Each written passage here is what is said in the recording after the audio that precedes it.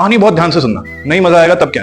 इस कहानी में एक एप्पल का पेड़ है, एक 5-10 साल का बच्चा है। वो एप्पल के पेड़ के साथ वो बच्चा खूब मजे करता है, उसके साथ खेलता है, उसकी टहनियों पे चढ़ता है। इमेजिनरी कहानी है, राइट। अब जब वो ऐसा करता है तो बहुत एक दूसरे की अच्छी एक फ्रेंडशिप बन जाती है, लेकिन फिर कुछ समय के लिए वो बच्चा चला जाता है वहां से, और फिर वो आता है 10 से 15 साल बाद। अब वो बच्चा, उसकी एज हो गई है 25 साल। तो वो पेड़ कहता है, अरे यार तेरे को देखकर बहुत मजा आ रहा है, चलना चलना चलना, फिर खेलते हैं, एक दूसरे के साथ खेलते हैं, बड़ा मजा आएगा। तो वो बच्चा बोलता है, मेरी एज 25 साल की हो गई है, मेरे पास बिल्कुल समय नहीं है, मेरे गांव में इतनी कड़की छाई हुई है, मुझे बहुत सारा काम करना है, मुझे बहुत सारी चीजें सेट करनी है, मुझे बहुत सारे पैसे कमाने हैं। तो वो पेड़ बोलता है, तू पैसों की क्यों टेंशन ले रहा है, तू एक काम करना, मेरे पास ही जितने एप्पल्स लगे हुए हैं इन सबको तू तोड़ ले, बास्केट में भर और मार्केट में जाकर बेच दे, जो पैसा आएगा उससे तेरा काम सेट हो जाएगा। तो खुश तो मैं भी खुश, राइट। तो वो ऐसे ही करता है। फिर उसके बाद वो बच्चा गायब हो जाता है, फिर से 10-15 साल के लिए। फिर वो वापस आता है, 40 की एज में वापस आता है, और फिर उसको देखकर पेड़ फिर से खुश हो जाता है, अरे यार तेरे को देखकर हमेशा कितनी खुशी मिलती है, चलना चलना, फिर से खेलते हैं, एक दूसरे के साथ टाइम स्पेंड करेंगे, एंजॉय करेंगे। फिर वो उसके सिर हो जाए, क्या खेलना खेलना लगा रखा है बार बार, मेरे पास टाइम नहीं है, बिल्कुल भी टाइम नहीं है, मेरे पास गांव में छत तक नहीं है, मेरे घर पर छत तक नहीं है, मुझे बारिश धूप सब चीजें झेलनी पड़ती है, मुझे गांव में छत का जुगाड़ करना है। फिर वो पेड़ बोलता है, अरे तू क्यों टेंशन ले रहा है, तू खुश तो मैं खुश, तू एक काम कर,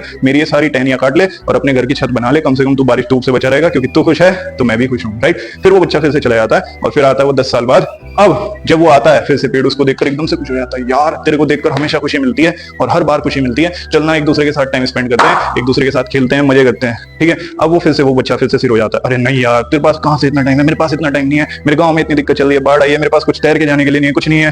तो पेड़ उसको समझाता है, तू टेंशन मत ले भाई, तो एक काम कर, ये जो मेरा स्टेम है ना, स्टेम इसको कट कर ले, तो इसको कट करके तो इसकी हेल्प से वहां पर चला जाए। तो वो ऐसे ही करता है, चला जाता है। अब वो आता है 20 साल बाद आता है, लगभग उसकी 60-65 की एज हो जाती है। फिर वो उस पेड़ के पास आकर बैठता है, पेड़ फिर से खुश हो जाता है उसको देखकर, बोलता है यार तेरे को देखकर सच में कितनी खुशी मिलती है, लेकिन अब तू मेरे पास क्यों आया यार, अब तो मेरे पास कुछ भी नहीं है तेरे को देने के लिए, मेरे पास ना तो कोई फ्रूट्स हैं ना कोई ब्रांचेस हैं, अब तो मेरा स्टेम भी नहीं है, तो मैं तो तेरे को अब कुछ भी नहीं दे सकता।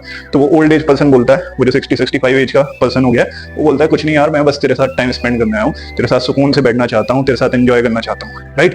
तो अब ध्यान से सुनो, पेड़ को यही तो चाहिए था, लाइफ टाइम, लेकिन वो बच्चा उसको दे नहीं पा रहा था। क्यों? क्योंकि उसके पास टाइम नहीं था, समय की कमी थी, राइट। वो अपनी जिंदगी की भागदौड़ में इसी तरह उलझा हुआ रहा और पेड़ को समय नहीं दे पाया, और कब पहुंचा, बिल्कुल एंड में, जब पेड़ के पास कुछ भी नहीं बचा, है ना। ऐसा ही हो ना।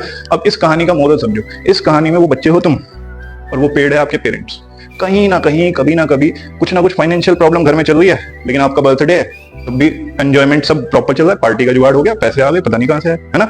कोई त्योहार आ गया, कोई दिवाली आ गई, ईद आ गई, घर में कड़की चल रही है, बट फिर भी कपड़े आ गए, नए कपड़े आ गए, अपने आप ही आ रहे, है ना। आप लोग मेरे साथ यहाँ एसी में बैठे हो, बट कहीं ना कहीं आपके पेरेंट्स लगातार कहीं ना कहीं दिन रात मेहनत कर रहे होंगे ताकि आप लोग कंफर्टेबल बैठ सको, राइट। तो respect your parents is the moral of the story. Thank you.